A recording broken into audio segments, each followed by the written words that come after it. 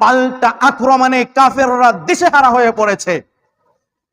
কাফেররা পাল্টা আক্রমণ, সেই আক্রমণ প্রতিহত করার ক্ষমতা কারণেই সবাই লন্ডভন্ড হয়ে কে কোন দিকে চলে যাবে, কে পালানোর জন্য ব্যতিব্যস্ত হয়ে পড়েছে। এদিকে আবু জেহেল তিনি সকলকে থামানোর চেষ্টা করছে, যেও না যেও না, আমাদের যুদ্ধ করতে হবে, যে বিজয় আমাদেরই হবে। তিনি থামানোর চেষ্টা করতেছেন, কিন্তু আবু জেহেলের কথা কি আর তখন শোনার সময় আছে?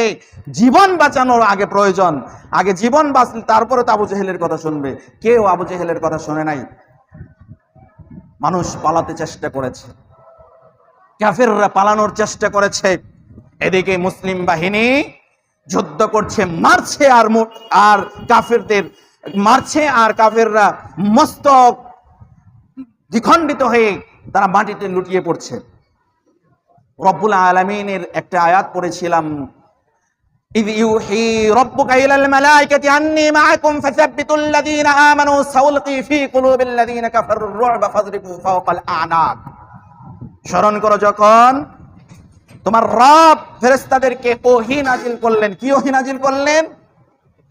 আন্নী মাআকুম ফাসাব্বিতুল লাযীনা আমানু, ঈমানদারদের মনকে দৃঢ় রাখবে, ফাওকাল আ'নাক, এবং যখন তাদেরকে মারবে তখন তাদের গর্দানের মধ্যে মারবে। তো ফেরেশতা যারা নিয়োজিত ছিলেন রব্বুল আলামিনের পক্ষ থেকে, তারা গর্দানের মধ্যে মারতেছেন।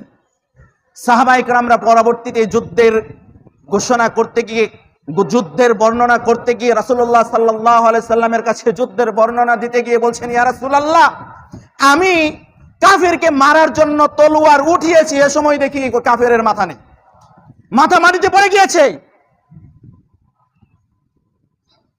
তলোয়ার উঠিয়েছি কাফেরকে মারবো, দেখি মাথা নেই, মাথা পড়ে গিয়েছে।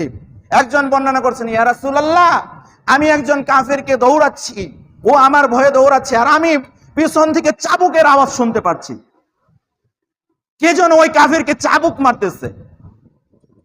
তো পরবর্তীতে দেখি ওই কাফের পড়ে গিয়েছে। পরে দেখলাম যে ওর মুখে, ওর নাকে মুখে আঘাতের চিহ্ন, ওর সারা পিঠ চাবুকের বাড়িতে জর্জরিত।